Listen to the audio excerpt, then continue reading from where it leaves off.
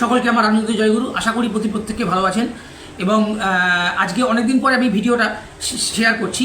তো তার কারণ হচ্ছে গতকালে একটা মর্মান্তিক দুর্ঘটনা ঘটতে যাচ্ছিল। কালকে একটা সৎসঙ্গে গিয়েছিলাম, সেই সৎসঙ্গে বসে একটা মর্মান্তিক দুর্ঘটনা ঘটতে যাচ্ছিল।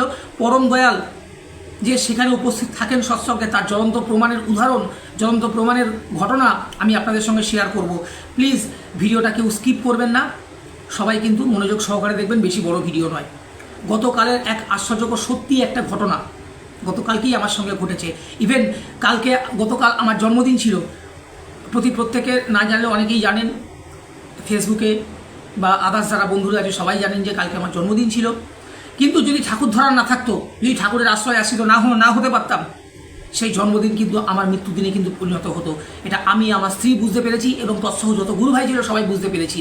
ঘটনাটা শেয়ার করছি, আপনারা মন দিয়ে শুনবেন, কেউ স্কিপ করবেন না। গতকাল 21শে আগস্ট, কালকে ভাদ্র পরিক্রমার 4টা ভাদ্র ক্যালেন্ডার মতে এবং 5ম ভাদ্র বিশুদ্ধ সিদ্ধান্ত পঞ্জিকা মতে সৎসঙ্গ ছিল। সৎসঙ্গটা ছিল হচ্ছে বজবজ সন্তোষপুর এলাকার শান্তিনগরে। সন্তোষপুর দুটো আছে, যাদবপুর সন্তোষপুরও আছে, বজবজ সন্তোষপুরও আছে, তবে ওই জন্য মেনশন করলাম বজবজ সন্তোষপুর। তো এই বজবজ সন্তোষপুর এলাকার শান্তিনগরে একটি বাড়িতে সৎসঙ্গ ছিল। তো সেখানে আমরা প্রায় 1 ঘন্টা আগে গিয়ে সেখানে আমরা পৌঁছাই। তারপরেই শুরু হয় ঝমাঝম বৃষ্টি। মোটামুটি 1 ঘন্টা আগে থাকতে বৃষ্টিটা শুরু হয়। মোটামুটি বৃষ্টি হতে যাচ্ছিল। এবারে লোকজন আসছে, লোকজন কম আসছে। তো যথারীতি ওই করতে করতে আমি মেনলি ঘটনাটা বলছি, শ্রী ঠাকুর যে সৎসঙ্গে যে উপস্থিত ছিলেন সেটার জ্বলন্ত প্রমাণ। ঠিক 6টা বাজে, আমাদের সন্ধ্যা প্রার্থনা 6টা 8-এ। তো সন্ধ্যা 6টা 8-এ যখন প্রার্থনা শুরু হবে, ঠিক তার আগে মানে 8 মিনিট আগে, মানে ঠিক 6টা বাজে, তখন ঘটনাটি ঘটে। যারা পবিত্র পাঞ্জাধারী যারা কর্মী ছিল, যারা আমরা সকলেই ছিলাম, যারা ওখানে বড়রা আমাকে নির্দেশ করলেন যে সুজয় ভাই তুমি প্রার্থনা ধরবে। তো যথারীতি সেই মতে আমি হারমোনিয়ামের সামনে গিয়ে বসি প্রার্থনা ধরার জন্য, এবং আমার পেছনে অনেক গুরু ভাই বোন বসেছিলেন। সৎসঙ্গটি হচ্ছে বাড়ির একটি বারান্দার মধ্যে এবং ঝমঝমিয়ে বৃষ্টি। ঠিক সেই সময় পাক্কা 6টার সময় দুটো পরপর কড়াত করে, মানে ঝাঁঝালো সাউন্ড দিয়ে এবং ঝাঁঝালো আলো দিয়ে দুটো বাজ, মানে বজ্রাঘাত হয়। সেখানে বজ্রাঘাতটি হয় আমরা যে বাড়িতে সৎসঙ্গ করছি ঠিক তার পার্শ্ববর্তী বাড়ির একটি ফাঁকা জায়গায়, মানে বলতে পারেন উঠানের মতো একটা জায়গায়। সেখানে দুটি পরপর বাজ পড়ে। প্রথম বাজটি পড়ার 5-6 সেকেন্ড পরে আরেকটি বাজটা পড়ে।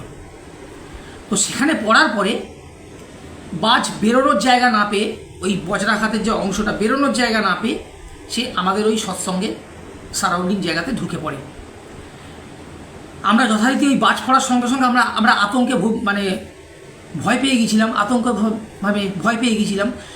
সেখানে দোরধারে আমার স্ত্রী বসেছিলেন।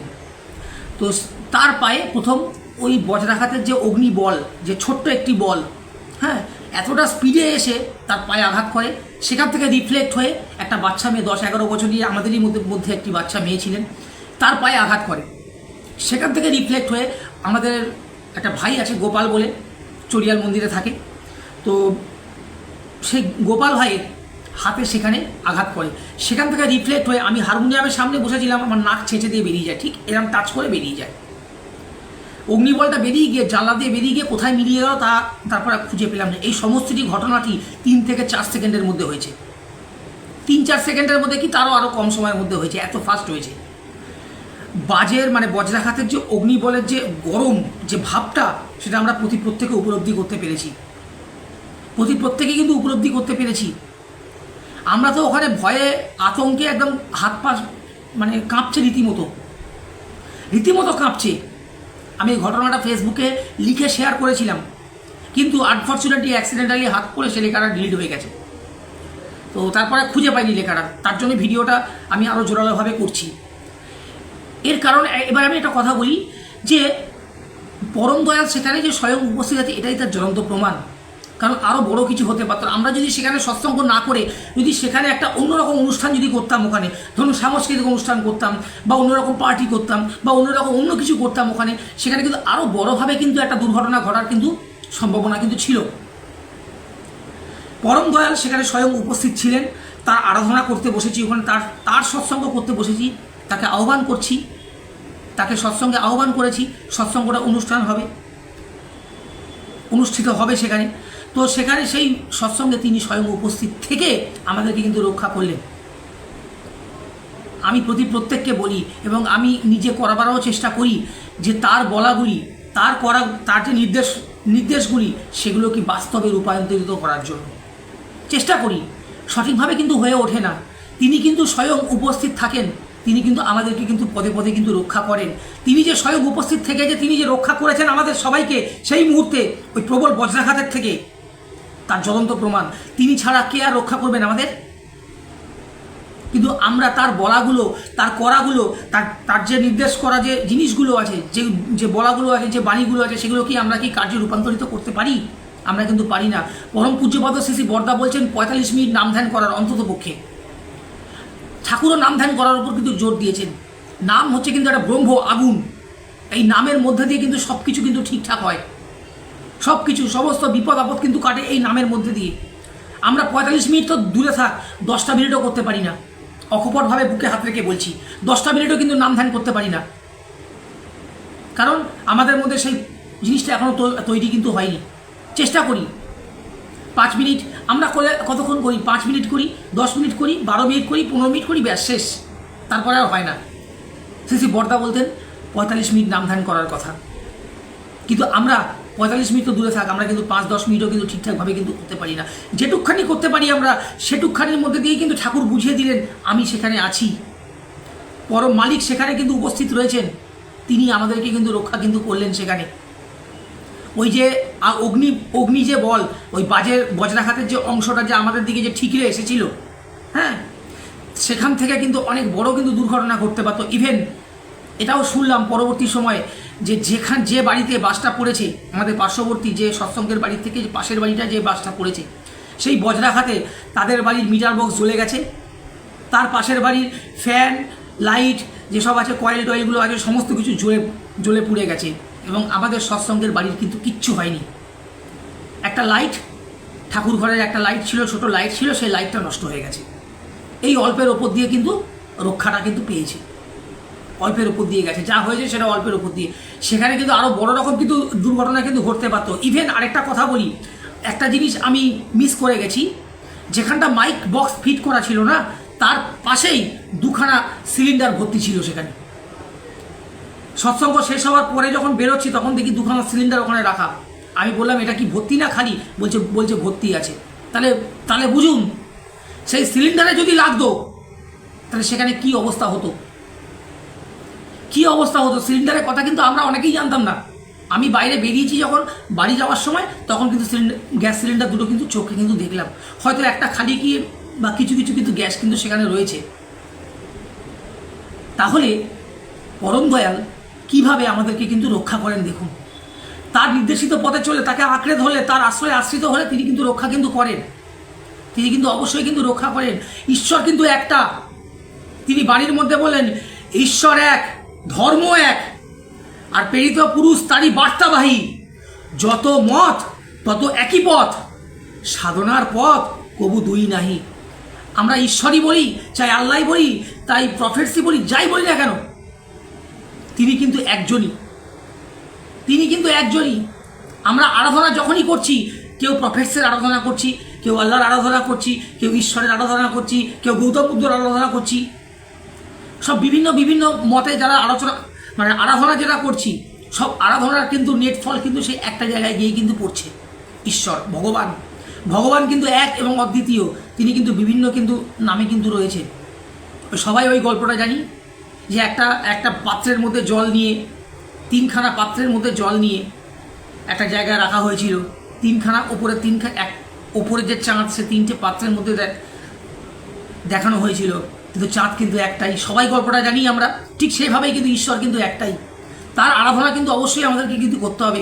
তার বলা জিনিসগুলো, তার নির্দেশিত করা জিনিসগুলো আমাদেরকে কিন্তু যথার্থভাবে কার্যে কিন্তু রূপান্তরিত কিন্তু করতে হবে। তবেই কিন্তু আমাদের কিন্তু বাঁচার কিন্তু পথ কিন্তু দেখা যাবে। তিনি কিন্তু আমাদের কিন্তু পদে পদে কিন্তু রক্ষা করেন। আমি আমার কথা বলছি, আমি আমার স্ত্রী আমি আমাদের পরিবারের কথা বলছি, আমাদের পরিবারে কিন্তু আমরা ঠাকুরকে ধরেছি ঠিকই, কিন্তু আমরা কিন্তু ঠাকুরের কিন্তু ঠিকঠাক কিন্তু জিনিস কিন্তু করতে পারি না, তার বলাগুলো কিন্তু কার্যে ঠিকঠাকভাবে কিন্তু রূপান্তরিত কিন্তু করতে পারি না। তবে চেষ্টা করে যাচ্ছি, ঠাকুর বলছেন ওই অম্লান চেষ্টায় তোমাকে মুক্তির পথে এগিয়ে নিয়ে যাবে। আমরা চেষ্টা করে যাচ্ছি, ওই যতটুকুই চেষ্টা করেছি না কেন তার মধ্যে থেকে কিন্তু তিনি দেখিয়ে দিলেন তিনি সেখানে উপস্থিত আছেন। আমরা সৎসঙ্গে বসে যখন অনেকে দেখতে পাই, এটা বিভিন্ন জায়গায় কিন্তু এটা দেখতে পাই, সৎসঙ্গ চলছে সেখানে কিন্তু আমরা অনর্গল কিন্তু কথা বলি, অনর্গল কিন্তু আমরা সেখানে ডিস্টারবেন্স কিন্তু তৈরি করি। আমরা প্রত্যেকে বলি যে ঠাকুর কিন্তু সৎসঙ্গে কিন্তু উপস্থিত আছেন, তিনি কিন্তু একটা প্রতিকৃতি নয়, তিনি স্বয়ং সশরীরে সেখানে উপস্থিত আছেন, কিন্তু আমরা কিন্তু সেটা নিজের চোখে কিন্তু দেখতে পাই না। যারা ভাবে তারা ভাবে, যারা ভাবতে পারে না তারা ভাবতে পারে না। ওই একটা কথাই আছে না, যার যেমন ভাব তার তেমন লাভ, ঠিক সেরকমই। যে সেটাকে ফটো মনে করবেন ফটো, যে সেটাকে বাস্তব মনে করবেন সেটা বাস্তব। আমরা সেটাকে কিন্তু বাস্তব মনে করি, বাস্তব মনে করি। হ্যাঁ, মনের মধ্যে সবারই সন্দেহ থাকে, প্রশ্ন থাকে, কিন্তু তিনি বারে বারে কিন্তু আসেন সেই প্রশ্নটা দূর করবার জন্য, বিভিন্ন রূপে বিভিন্নভাবে কিন্তু আসেন।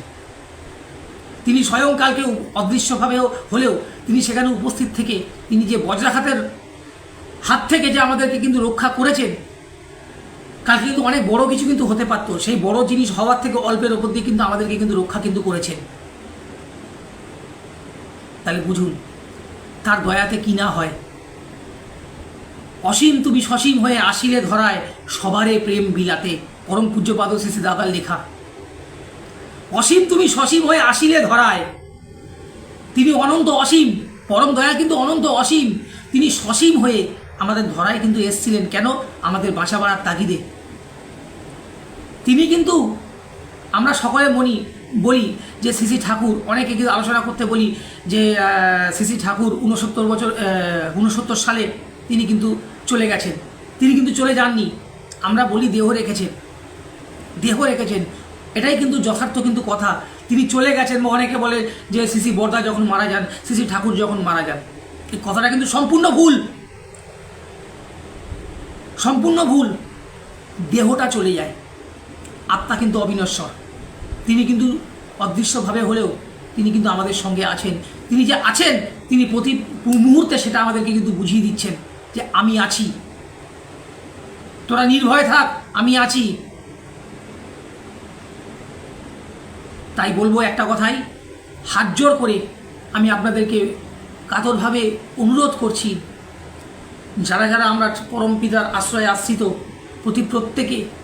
প্রত্যেককে বলছি, আপনারা দয়া করে শ্রী ঠাকুরকে অবহেলা করবেন না।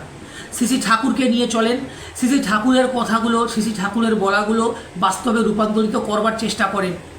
প্রথমবারে না হোক, দ্বিতীয়বারে না হোক, একদিন না একদিন নিশ্চয়ই হবে। আমাদেরও হয়নি, আমরাও কিন্তু চেষ্টা করে যাচ্ছি, তবুও কিন্তু আমরা হাল ছাড়িনি। আপনাদেরকেও অনুরোধ করব, আপনারাও কিন্তু হাল ছাড়বেন না তার নির্দেশিত পথে। কারণ কালকে বলতে পারেন যে আমরা কিন্তু মৃত্যুকে, বিশেষ করে আমি বা আমার তৎসহ যারা ছিলেন, তারা মৃত্যুকে সামনে থেকে দেখেছি। এবং আবার রিপিট করি, গতকাল আমার জন্মদিন ছিল, এই জন্মদিন কিন্তু মৃত্যুদিনে কিন্তু রূপান্তরিত হতে পারতো যদি ঠাকুর না ধরা থাকতো। আসুন প্রত্যেকের মঙ্গল প্রার্থনা করি পরমপিতা রাতুল চরণে। আপনারা সবাই ভালো থাকবেন, সবাই সুস্থ থাকবেন, এই প্রার্থনা করি।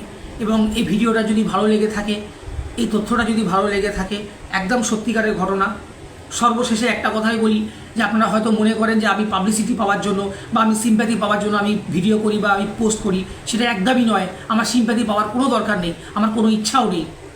আমি বাস্তব ঘটনাটা আপনাদের সঙ্গে শেয়ার করলাম যে পরম পিতার আশ্রয়ে আশ্রিত হলে তার সদ্দীক্ষা গ্রহণ করার পরে তার নির্দেশিত পথে চলার চেষ্টা করলে তিনি কীভাবে তিনি আমাদের রক্ষা করেন, তার দয়া, তার অসীম দয়ার কথা আমি আপনাদেরকে শেয়ার করলাম। প্রত্যেকের কাছে অনুরোধ করছি, ভিডিওটি ভালো লেগে থাকলে আপনারা শেয়ার করবেন এবং সবাইকে অবগত করবেন এবং সবাইকে জানাবেন যে পরমপিতার দয়ার কথা। প্রত্যেকের মঙ্গল প্রার্থনা করছি পরমপিতার আতুল চরণে। আমার বক্তব্য শেষ করছি। জয় গুরু, সবাই ভালো থাকবেন।